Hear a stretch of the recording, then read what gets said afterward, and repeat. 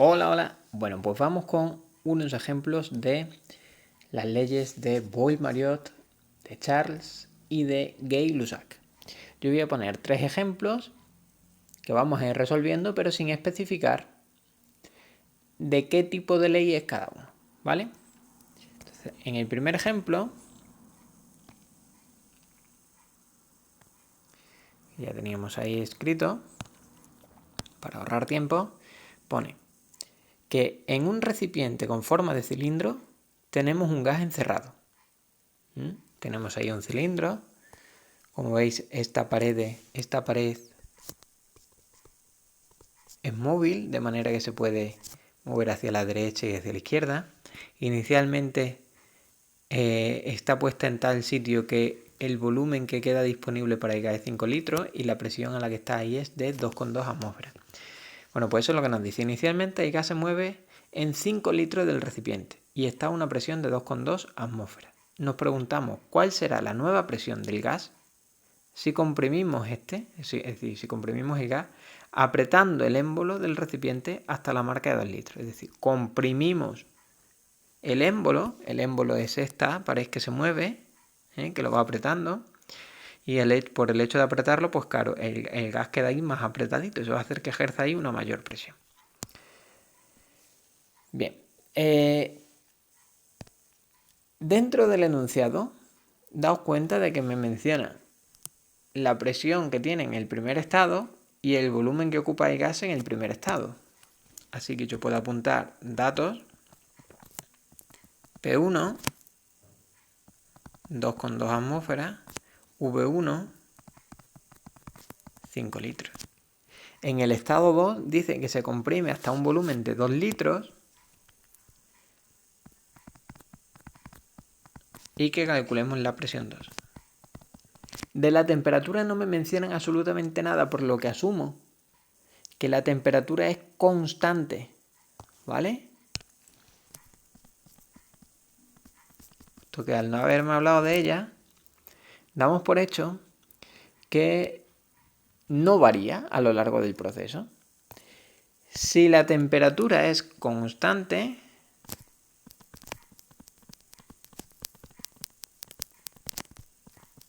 ¿a qué ley tendré que recurrir? ¿A la ley de Boyle-Mariotte, a la ley de Charles o a la ley de Gay-Lussac? Pues correcto, es a la ley de Boyle-Mariotte, que tenía por ecuación P1 por V1 igual a P2 por V2. Esa es la fórmula de mi ejercicio. Una vez la tengo,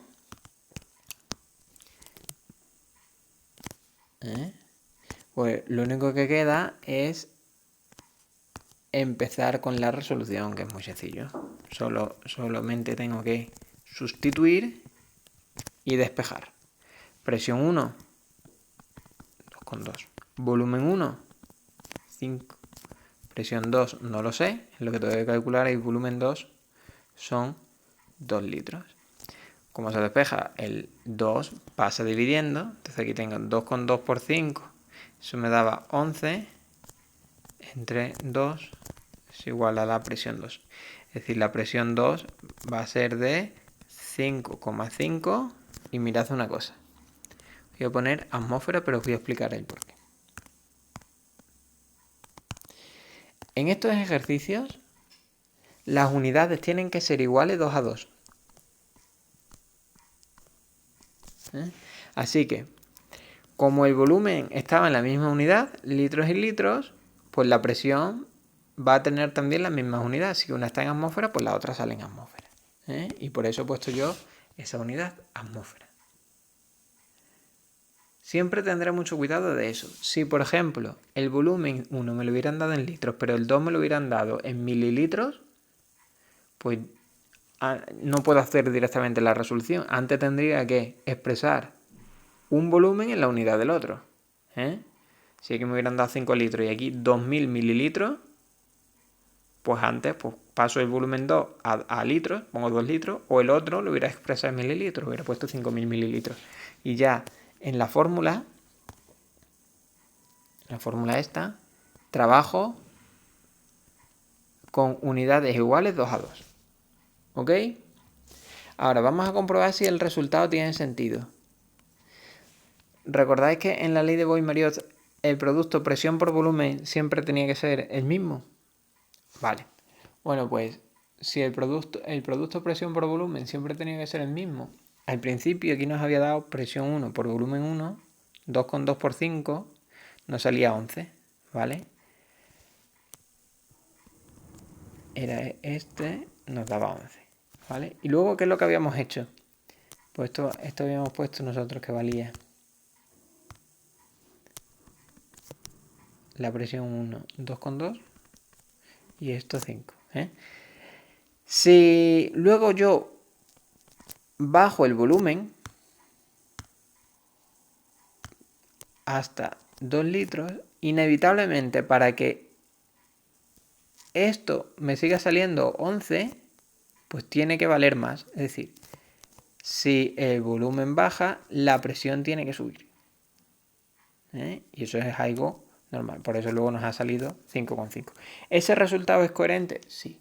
Como es coherente, ya quedo yo satisfecho con el resultado del ejercicio. ¿Vale? En esta en esta ley de Boyle-Mariotte, si la presión aumenta, el volumen debe bajar y viceversa. Si el volumen aumenta, la presión debe bajar. ¿Vale? Es decir, cada vez que nosotros comprimimos un recipiente, la presión en su interior debe aumentar. Y si expando, que sería aumentar el volumen, si expando el recipiente, la presión debería disminuir. ¿Ok? Bueno, pues vamos ahora a pasar a un segundo ejemplo.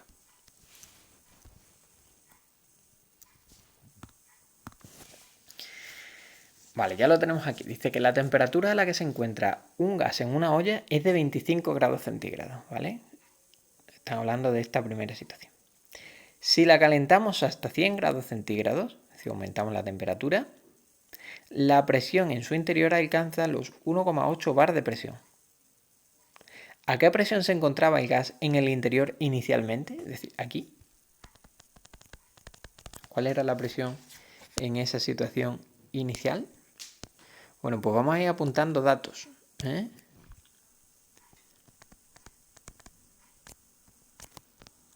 Me dan la temperatura 1, obligatoriamente la pasaremos a Kelvin, sumamos 273, 298 Kelvin. La presión correspondiente a esa temperatura es la que me preguntan, así que P1 es lo que yo debo calcular. La temperatura en el segundo estado son 100 grados centígrados, que tengo que pasar a Kelvin. Aquí no es como antes que las unidades tenían que ser iguales 2 a 2, sino que obligatoriamente la temperatura tiene que estar en Kelvin, eso es algo obligatorio. La presión sí, la presión basta con que esté en las mismas unidades. Es decir, si yo tengo la presión 2 en bares, pues luego ya la presión 1 me saldrá también en bares. Presión 2, que es la presión correspondiente a la segunda situación, es decir, al estado 2 del gas, es de 1,8 bar.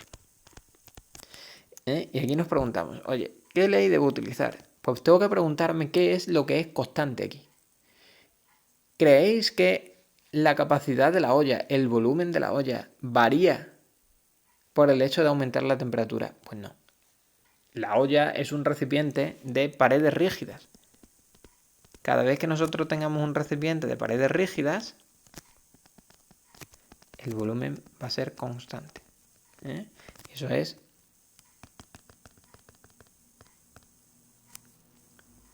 lo que tenemos aquí. Un problema en el que el volumen del gas, el volumen disponible que tiene el gas, ese no varía. Por ser constante, ¿en qué ley debo basarme? Pues en la ley de Gay-Lussac, ¿vale? Que decía presión 1 entre temperatura 1 igual a presión 2 entre temperatura 2. Y eso ya me permite resolver el ejercicio de una forma muy sencilla. Donde pone presión 1, que es lo que tengo que calcular, sigo poniendo P1. Donde pone T1 pongo la temperatura en Kelvin obligatoriamente, ¿eh? Presión 2 es 1,8 bar y presión, perdón, y la temperatura 2 373 Kelvin. De ahí despejo la presión 2. Estos despejes se hacen muy sencillo. 298 por 1,8 entre 373, porque el 298 pasa allí multiplicando. O también lo podéis entender de esta manera. Multiplico esos dos que están así en cruz, cruzados, y divido entre el que está enfrente. ¿Vale? Bueno, pues hacemos la cuenta. 298 por 1,8 entre 373.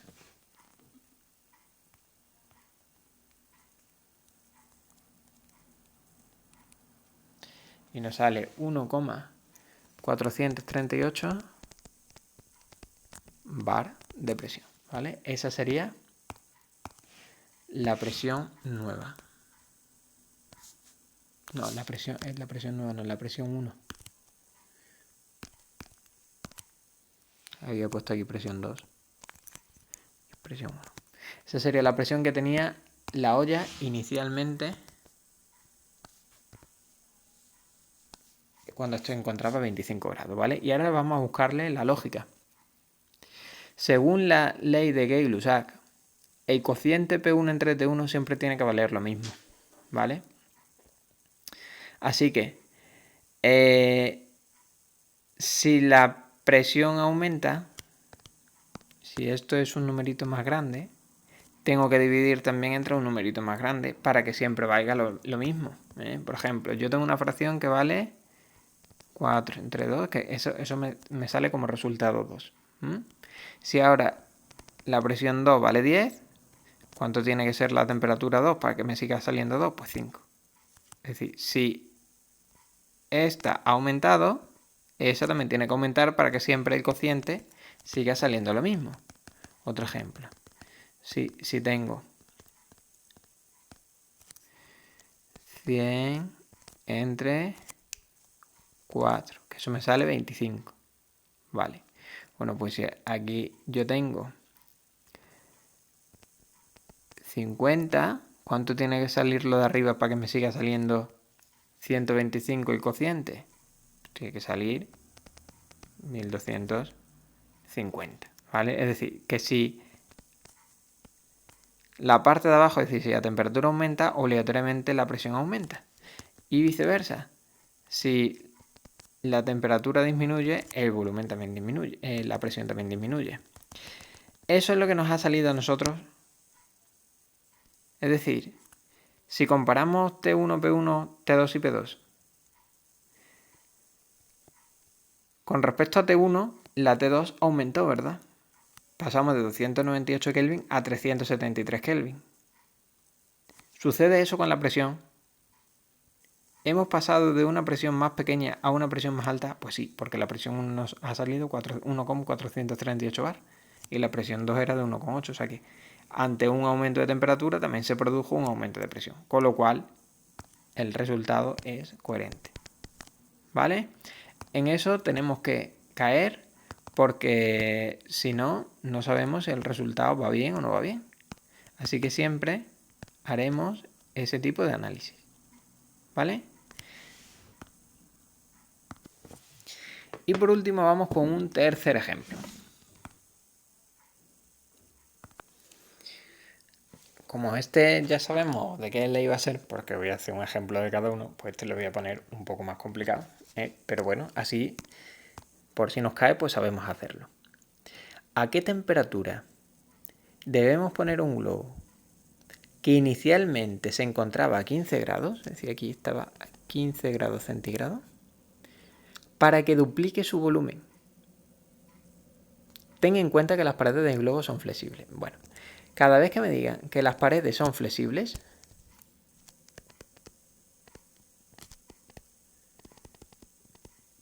o cada vez que me digan que el proceso es isobaro, nosotros vamos a asumir que ocurre siempre a presión constante. De la misma manera que para cuando el proceso tenga lugar a volumen constante, también me pueden decir que el proceso es isocoro. O si el proceso es a temperatura constante, me pueden decir que se realiza en un baño térmico, o también me pueden decir que el proceso es isotermo o isotérmico. ¿Vale? Bueno, pues eso ya, aunque no lo había mencionado antes, lo apuntamos y lo incorporamos. Bueno, pues como en este ejercicio me dicen que las paredes son flexibles, yo tengo que saber que ya el proceso ocurre a presión constante.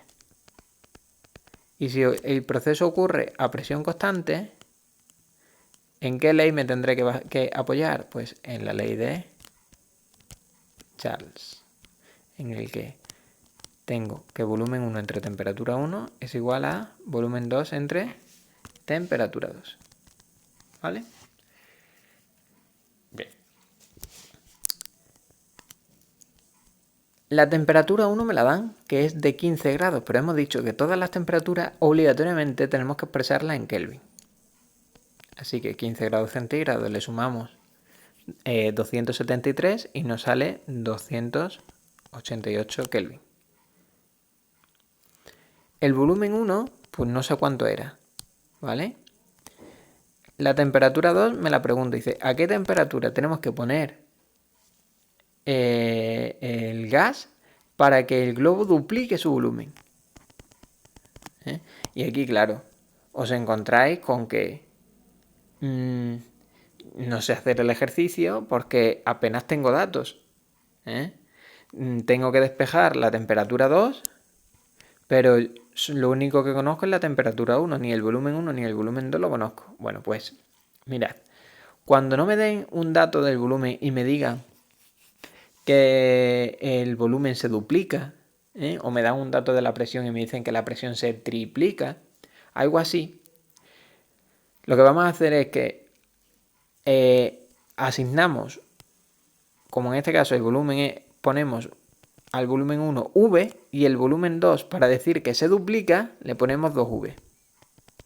Eso es algo que se aprendió en mates, que el doble se escribía así y el triple se escribe 3 por lo que sea. Entonces, en este caso ya sí que podemos resolver el ejercicio. ¿De qué manera? Pues así.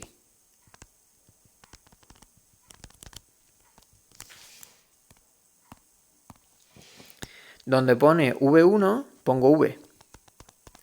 Donde pone T1, pongo 288. Donde pone V2, ¿qué voy a poner? 2V. Y donde pone T2, pongo T2. ¿Vale? Dice, Ostín, pero es que estoy en las mismas, es que sigo teniendo ahí incógnitas. Ya, pero es que se te van a tachar. Porque pues si yo ahora despejamos T2, esto es 288 por 2V entre el que está enfrente.